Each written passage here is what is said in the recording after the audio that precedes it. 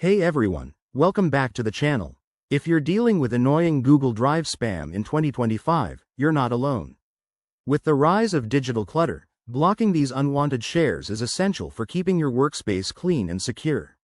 In this quick guide, I'll walk you through simple steps to reclaim your Google Drive. Let's jump right in. First, open your Google Drive and sign in. Click on the gear icon in the top right corner to access settings. Under the General tab, review your notification preferences. Uncheck any options that allow unsolicited shares or emails from unknown users. This is your first line of defense against spam. Next, if you've already received spam, navigate to the shared files in your drive. Right-click on the offending file, select, remove, and look for the option to block the sender. This not only deletes the file but also prevents future shares from that source.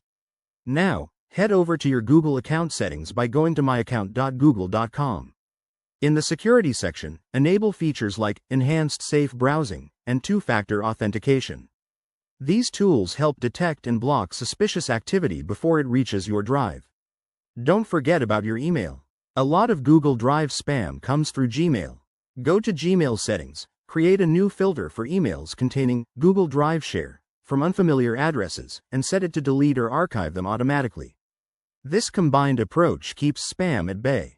As a bonus tip, always report spam when you encounter it. When removing a shared file, use the report option to flag it to Google, which helps improve their spam detection algorithms.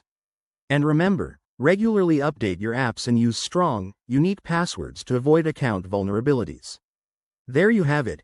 Easy steps to block Google Drive spam in 2025. Implementing these will make your digital life smoother. If you found this helpful, hit that like button, subscribe for more tech tips, and drop a comment below with your experiences. Thanks for watching, and see you in the next video.